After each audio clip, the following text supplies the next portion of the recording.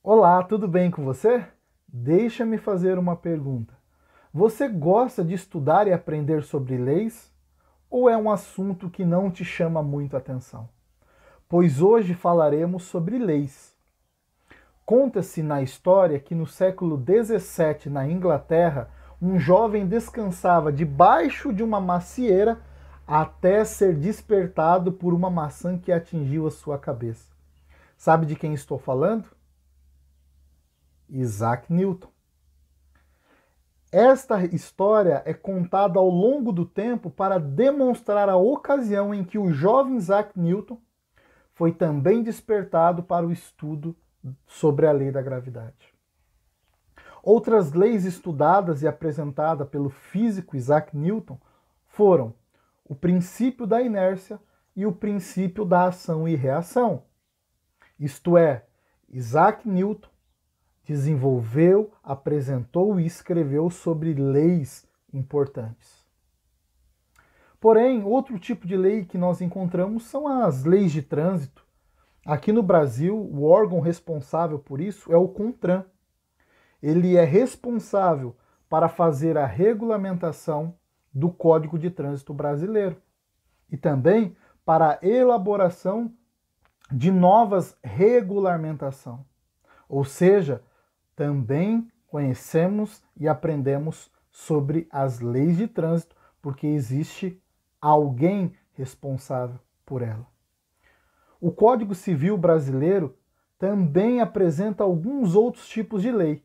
De forma especial, eu apresento a lei do casamento.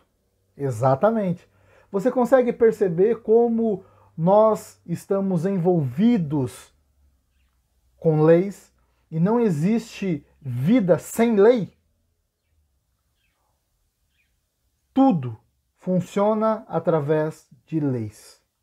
O universo, o trânsito, a família, a saúde, a educação, a segurança, entre outros que nós poderíamos apontar aqui. E agora eu faço uma segunda pergunta.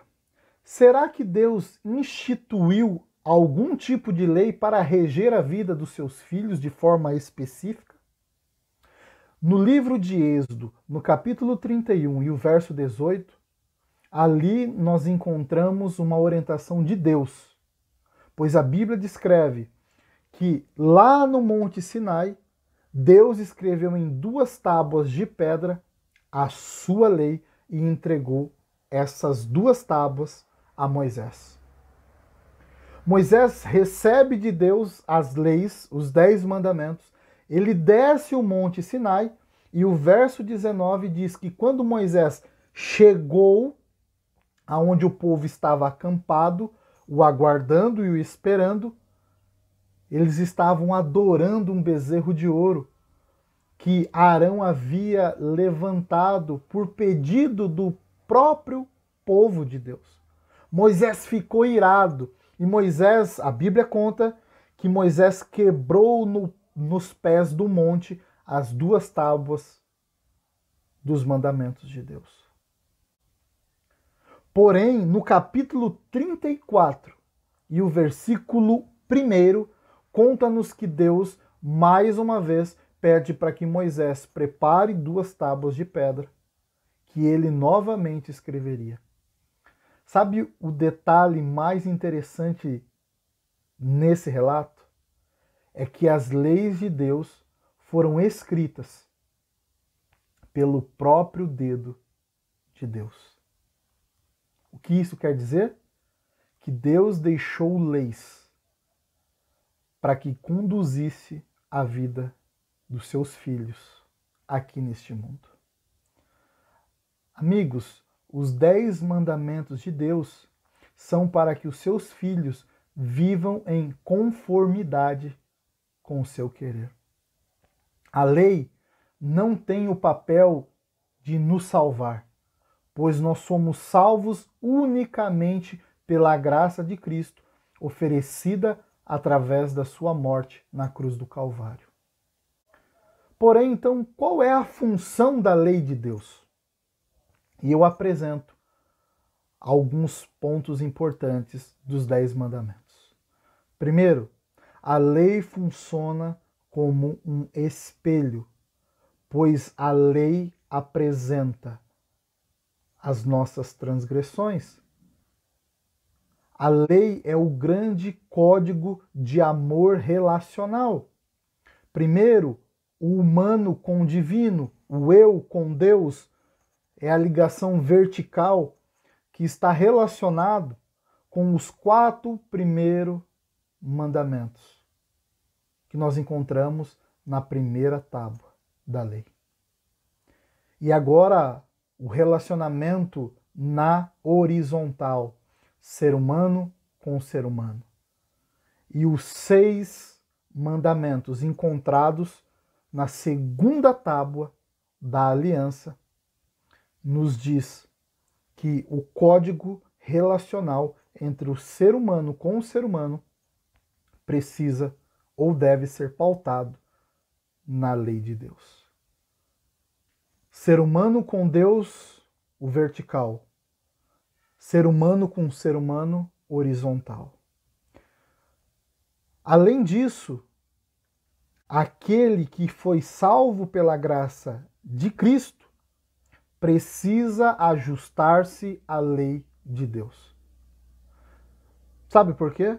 Não existindo a lei de Deus, o código moral de Deus, não tem como existir transgressão. Porque só pode haver pecado quando existe um parâmetro moral. Quem diz que estou errado é a lei de Deus. Quem diz que eu preciso ser corrigido é a lei de Deus. Quem aponta para os meus erros e as minhas transgressões é a lei de Deus, como já disse, funciona como um espelho para apresentar a minha realidade de fato. O papel da lei não é salvar, mas é revelar quem eu sou. Além disso, a lei tem o papel de proteger. E Deus deixou a sua lei. Amigo, Deus escreveu com o próprio dedo os 10 mandamentos e escreveu em pedras. Pedra, para a cultura judaica, está relacionado com algo perpétuo, eterno. Então a lei de Deus ela é eterna. Por exemplo, o apóstolo Paulo, em Romanos, capítulo 7 e o verso 12, vai nos dizer que a lei de Deus é santa, justa e boa. Talvez alguns possam até pensar, mas a lei foi abolida, eliminada, extinguida por Cristo na cruz do Calvário. Amigos, olha o que o próprio Cristo nos diz em Mateus capítulo 5 e o verso 17. Não penseis que eu vim destruir a lei ou os profetas. Eu não vim para anular, mas para cumprir a lei. Esse sentido de cumprir é ser obediente à lei de Deus. É obedecer e seguir a lei do Pai.